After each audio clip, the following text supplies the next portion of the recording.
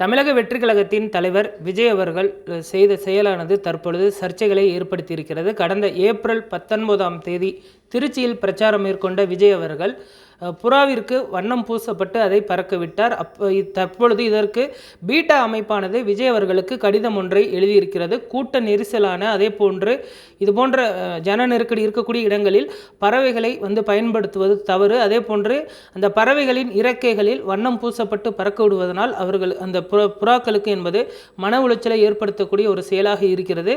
குறிப்பாக இதுபோன்ற தேர்தல் பிரச்சாரங்களில் விலங்குகளை பயன்படுத்துவதை தவிர்க்க வேண்டும் என்றும் தற்பொழுது பீட்டா அமைப்பானது விஜய் அவர்களுக்கு மட்டுமல்லாது மற்ற அரசியல் கட்சிகளுக்கும் கோரிக்கையானது விடுத்திருக்கிறது. குறிப்பாக அதனுடைய இறக்கைகள் பார்த்தோம்னால் தன்னை சுத்தப்படுத்திக் கொள்ளும் பொழுது அது போன்ற ரசாயனங்களை தானே உட்கொள்ளக்கூடிய ஒரு நிலைமையானது ஏற்படும். இது போன்ற செயல்களை வரக்கூடிய காலங்களில் தவிர்த்து கொள்ள வேண்டும் என்றும் இது புறாக்களுக்கு உடல் ரீதியாகவும் மன ரீதியாகவும் மன உளைச்சலை ஏற்படுத்தும் என்றும் தற்பொழுது தெரிவித்திருக்கிறது. இது கடந்த ஏப்ரல் 19ஆம் தேதி நடைபெற்றிருந்தாலுமே கூட தற்பொழுதுதான் இந்த விவகாரத்தை பீட்டா அமைப்பு கையில் எடுத்திருக்கிறது. இது குறித்து விளக்கம் அளிக்குமாறு விஜய் அவர்களுக்கு கடிதமானது எழுதப்பட்டிருக்கிறது.